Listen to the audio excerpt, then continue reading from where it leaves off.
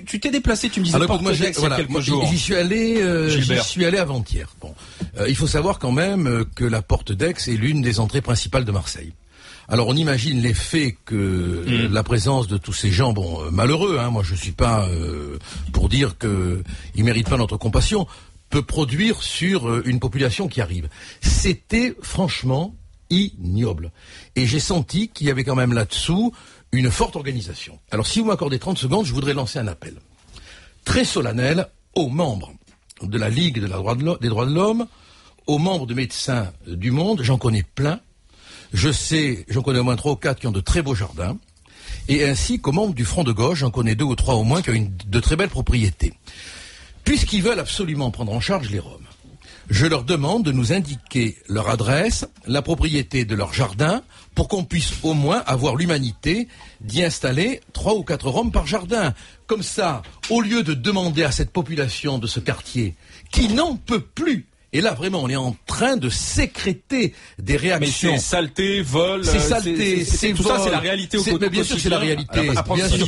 Alors évidemment, le gentil éternel qui a pas de jardin, et qui n'hébergera pas un seul Rome de sa vie, va te dire que ce n'est pas vrai. Mais la réalité, elle est là. En plus, tu as l'histoire du parking Vinci, qui n'est pas tenu par les Roms encore. Il manquerait plus que ça qu'on leur donne les clés. Non, mais c'était pas eux qui étaient, où tu as une société qui est obligée de partir parce que tu lis les deux, tu vois comment tu fais là. Mais moi je veux dire, tu fais un procès d'intention malhonnête. Je suis malhonnête tout de suite, bien sûr, il n'y a que toi qui est honnête. Mais il n'y a que toi qui est honnête, il n'y a que toi qui est bon. Bien sûr. Tu lis, tu vois, en 30 secondes, tu trouves le moyen de me traiter de malhonnête. Tu lis les deux, c'est-à-dire que d'une part, il y a effectivement des Roms et alors personne n'est content, et moi le premier, d'avoir des pauvres qui arrivent en France. C'est agréable pour personne. Voilà, ce sont des pauvres européens, contrairement à ce que tu dis, ni droit ni titre, ils sont européens, ils ont le droit d'être en France. Ils ne bénéficient d'aucun avantage sociaux puisque ils n'ont pas ils sont pas dans la situation de pouvoir bénéficier d'avantages sociaux, donc ils ne touchent pas la CAF, ils ne touchent pas les allocations familiales, etc. Donc ils sont dans une position tout à fait particulière. Il y a malheureusement une loi qui devrait disparaître en 2014, qui est une loi d'exception qui a été faite aux Bulgares et aux Roumains, qui n'autorise pas ces personnes venues sur le territoire à travailler, quand bien même ont-ils des diplômes, parce qu'il faut savoir qu'en Roumanie, les gens étaient beaucoup dans la campagne, et qu'au moment de la fin du communisme, il y a eu effectivement beaucoup de terrains qui ont été récupérés, ces gens se sont retrouvés à la rue, mais il y a beaucoup de gens, par exemple, qui sont diplômés dans le bâtiment, qui ne peuvent exercer une profession, parce que pour l'exercer en France, cette loi discriminante leur demande d'avoir un CDI uniquement, ils ne peuvent pas faire une taxe de 900 à 1400 € à l'ANAM ou à l'UFI. D'attendre 3 à 6 mois aussi la fin d'une procédure sans aucune c'est bien que tu aies le texte parce que j'ai été remise en cause tout à l'heure. Et il faut proposer un contrat à plein temps rémunéré au SMIC minimum, ce qui exclut les offres d'emploi à temps partiel. Voilà, les offres d'emploi à temps partiel. Et alors, ce truc-là est très gênant parce que ça contraint les gens à être la tête dans les poubelles pour faire les poubelles ou faire la mendicité au coin des rues. Donc c'est effectivement une situation déplaisante. Personne ne nie que c'est absolument insupportable de voir des gamins pieds nus dans la bouillasse. Personne ne le nie. Simplement, je demande. Alors, autre chose, c'est que il se trouve que les Roms n'appartiennent à aucune organisation mondiale de défense, qui ne sont soutenus par personne, qu'on peut y aller à fond. Je veux dire que ton fond... En même temps, tu peux... Attends, simplement. Non, mais laisse-moi terminer. Excuse-moi, je le sens. Tu peux être pauvre, tu peux vivre effectivement dans la misère et dans des conditions précaires sans que ça ne génère malheureusement de la violence, parce que les gens sont de la délinquance, de l'insalubrité et des comportements déviants. Moi, je voudrais bien s'il y a je peux dire que ça va téléphoner au 3216 pour témoigner. Que ça téléphone au 3216. Par exemple là, ce qui est toujours mis en avant par les élus, c'est les conditions insupportables de vie qui sont extrêmement dégradées et qui sont insupportables pour tous. Mais finalement, au niveau propre des Roms, je parle des Roms roumains, au niveau propre de la délinquance, c'est relativement peu comparativement à la gêne provoquée par ces gens-là au coin des rues, sur le fait qu'ils t'obligent à faire laver ton pare-brise et que c'est insupportable, sur le fait qu'on te demande du fric partout et sans arrêt, sur le fait que ça c'est vrai et insupportable et qu'ils foutent les poubelles en l'air. Karim, mais c'est la réalité. Tu y étais allé voir aussi du côté de la Porte d'Aix, tu as vu ce qui s'y passait? Écoute, j'y passe régulièrement, donc, mais quand tu es Marseillais, tu t'arrêtes pas à la Porte d'Aix, hein, la problématique des Roms, crois-moi, à Marseille, elle se limite pas à la Porte d'Aix. On met le focus sur la ville, là, je veux dire, on dit la Porte d'Aix. Capitaine Jazz, les Marseillais comprendront de quoi je parle. Capitaine Jazz, c'est le 15e arrondissement. Il y a un problème, donc, Capitaine Jazz, tu as effectivement des camps sous un pont, donc avec des gamins, avec, je vais dire, c'est là où la population a demandé qu'ils partent, non? Non, déjà ils avaient été déplacés, donc après ils mais sont il y a un élu socialiste qui a demandé. Donc en fait à chaque fois ils sont déplacés de quelques centaines de mètres. La mairesse de secteur donc avait demandé. Voilà, la mairesse socialiste de secteur a demandé. Bien sûr, mais c'est pas une question de Attends, bien sûr. Ensuite, moi, en tant que président de la RTM, que me disent les agents et que me font remonter? Station de métro. Bien sûr. Squatter les stations de métro dès l'ouverture jusqu'à la fermeture. Parfois difficile, ils veulent rester à la station de métro quand la station de métro est fermée. Donc je veux dire, on a un vrai problème. Je veux dire, mais lourd à gérer. Je veux dire, il faut pas le prendre à la légère. C'est un vrai sujet. Et aujourd'hui, ce sujet, honnêtement, tu peux pas le traiter, selon moi, avec une expulsion policière. Non, tu peux pas le traiter qu'avec la compassion. Ni la compassion, ni la police. Il y a autre chose. Non, on est entre les deux. Non, mais attends, Étienne, ce que je veux te dire, c'est qu'à un moment donné, tu n'as pas de quoi les loger. Tu n'as pas de quoi les loger. Oui. On a lu un texte qui indiquait qu'ils ne pouvaient pas travailler facilement. Travailler facilement. Voilà. Si demain ils pouvaient travailler facilement, je suis pas convaincu que culturellement parlant, ils se jetteraient sur les offres d'emploi du Pôle emploi. Je suis pas convaincu par rapport à ce que je vois effectivement. Donc après, il y a certes peut-être quelques diplômés dedans, mais enfin, tu es pas sans savoir, Étienne, qu'on a notamment à Marseille, 25% de la population marseillaise qui vit en dessous du seuil de pauvreté, 13% de chômage, 40 000 RMistes. Je veux dire, donc on est dans une ville qui est presque la plus pauvre. Je veux dire, donc si tu l'appauvris encore avec des populations à qui tu peux rien proposer comme alternative. C'est ce qu'a dit Gaudin. Ces gens-là, il y en a trop en ville. Nous souhaitons qu'ils aillent ailleurs. C'est ce qu'a dit le maire. Il faut. Moi, je te dis, on a donné, l'Europe a donné des millions d'euros à la Roumanie pour qu'elle s'occupe de ces populations. Ces populations sont parties dans toute l'Europe. Il n'y a pas que chez nous. Ils sont partis en Italie, tu en as de partout. Irlande. Que fait l'Europe? Tu donnes des subventions à la Roumanie et derrière, effectivement, tu regardes pas comment on gère ces populations. Mais on a un vrai problème, là. Le problème, c'est l'Europe. Tu disais Marseille. Là, une fois de plus, ce qui est mis en cause directement, c'est le fonctionnement de l'Europe.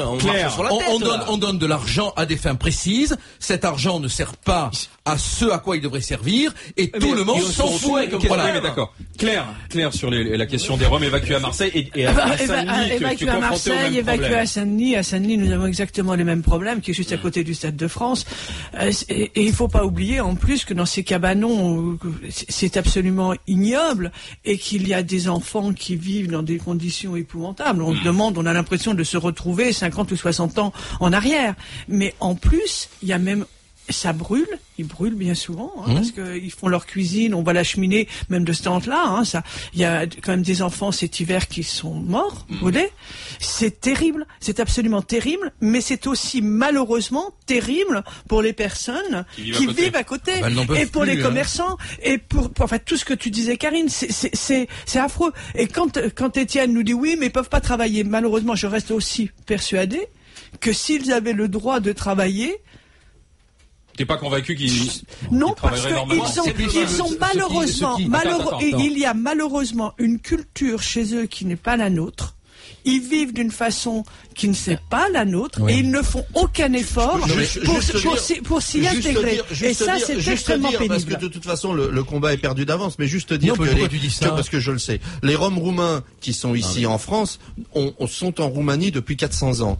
Donc, n'arrêtons de parler du système. Attends, laisse-moi terminer. Ils sont bien installés là. Complètement. Ils étaient installés complètement. C'est la fin du régime communiste qui a remis en cause le fait qu'ils avaient une terre et qu'ils cultivaient leurs droits. Et ils ont été virés à ce moment-là. C'est des gens qui avaient été à l'école. Attends, attends, laisse-moi terminer. Ne confondons pas les Roms roumains et bulgares avec les Roms yougoslaves qui sont arrivés il y a 20 ans et avec les Roms hongrois qui étaient arrivés il y a 130 ans. Je veux dire, ce sont des immigrations qui viennent les unes derrière les autres. C'est le même groupe humain, si tu veux, anthropologiquement parlant, mais qui n'a rien à voir. Et notamment, les Roms roumains, donc c'était des gens qui sont sédentaires depuis 3 à 400 ans. Cette affaire, elle révèle autre chose. Et puis je te passe la parole, Karim. Cette affaire, elle révèle autre chose quand même, moi, que je veux souligner. C'est qu'il y a une mise en place systématique de ce qu'on pourrait appeler la prise d'otage humanitaire. Voilà. On installe et c'est pas fait tout seul. Volontaire, tu veux dire? Oui, non, volontaire, prise d'otage. La gauche qui manipule. Non, prise d'otage humanitaire. La gauche, ça fait un bon moment qu'elle manipule les pauvres. Ouais. Bon, et pour les laisser pauvres en plus, et pour aggraver la situation c'est eux qui les des ont fait pauvres venir de qui Roumanie. vivent avec les pauvres. D'accord. C'est la gauche qui a fait venir de Roumanie. Là, le discours qu'on entend aujourd'hui, c'est le discours de la prise d'otage humanitaire. Ils sont là. Non, c'est pas celui-là. Ah, là, si. Excuse-moi, écoute-moi. Depuis un an ou 2 ans, moi je suis travailleur social. Écoute, je suis travailleur social. Le discours de la Ligue des droits de l'homme, le discours du Front de gauche. Mais là, le discours il est dépassé, on est dans l'action. Mais le problème c'est que cette action ça déplace une décision de justice. Ah oui, ça on est bien d'accord. Mais c'est la faute de l'Europe, Karim le disait tout à l'heure. Et là je suis d'accord avec lui. C'est la faute fondamentale de l'Europe. Karim Zeribi. Mais Gilbert, le discours qu'on entend depuis un an et demi, qui est le discours du pouvoir dominant, c'est plutôt le discours de la fermeté, de la sécurité, sans résultat. Non, de la fausse fermeté. Après, effectivement, qu'il y ait effectivement en face des oppositions idéologiques, tu as un gouvernement qui fait l'ultra sécuritaire, mais qui a aucun résultat, et de l'autre côté, tu as effectivement les bien-pensants, donc qui veulent effectivement jouer que sur le côté humanitaire. Donc on n'a pas trouvé la solution. On n'a pas effectivement cet équilibre nécessaire, ce juste milieu qui dit, certes, il faut effectivement régler le problème parce qu'on a un vrai problème face à nous. On peut pas faire comme s'il n'existait pas ce problème. Et en même temps, on peut renvoyer en Roumanie, Étienne, ces populations en les traitant correctement. Mais elles sont toutes. On peut les renvoyer en Roumanie en les traitant 300 €.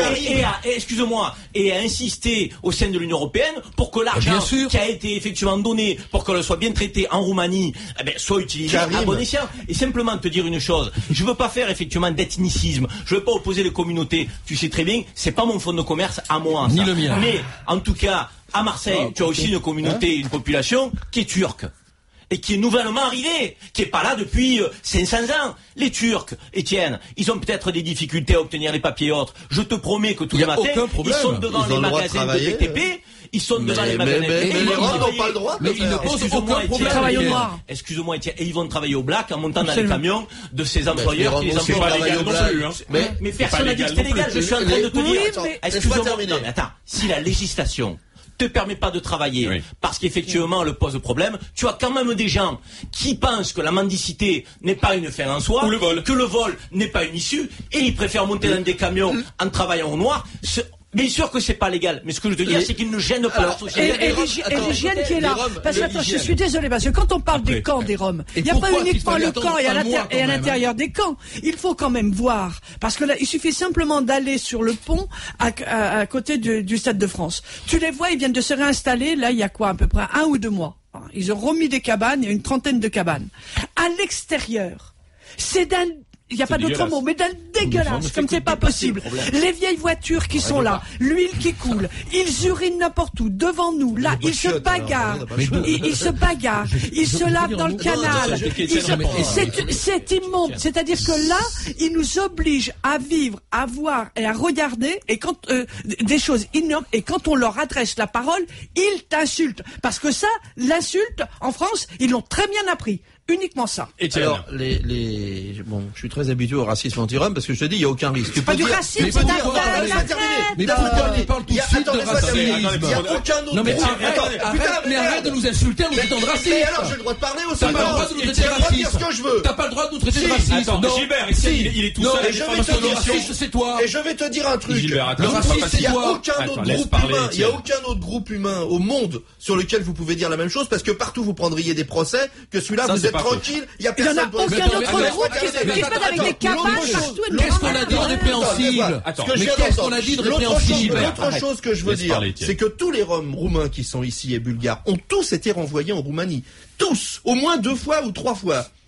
Ils sont européens, ils ont le droit d'être ici, premièrement. Et donc, même si on fait des charters entiers, le lendemain ils reviennent. Alors la question, il y a un bug. Tu conçois qu'il y a un bug là. Mais il y a un bug. Mais je suis pas en train de défendre l'impossible. Je suis en train d'essayer de vous dire, soyons pratiques avec cette question. Mais voilà, soyons pragmatiques avec cette question. C'est pas en ayant d'un seul coup des grands excès comme ça, en disant c'est horrible, c'est insupportable.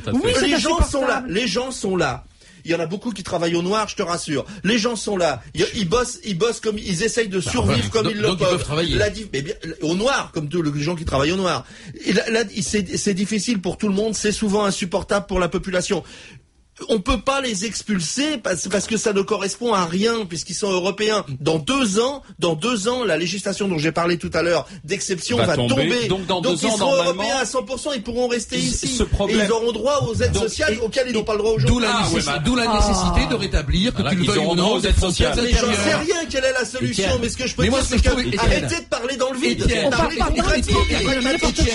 je respecte. Qu'est-ce qu'on fait? Étienne, je respecte ton point de vue, mais ce qui me choque, c'est que dès l'instant où on n'est pas d'accord avec toi, le mot qui vient te brûler méchamment les lèvres, c'est raciste. On a quand même le droit, tous les trois pour une fois, d'analyser une situation sans être pour autant raciste, d'autant que les Roms ont appris l'insulte, il n'y a rien d'autre, c'est pas du racisme ça. Non, c'est insulté, elle n'a pas le droit de le dire. Non, mais non, arrête, le racisme, c'est toi, mon vieux.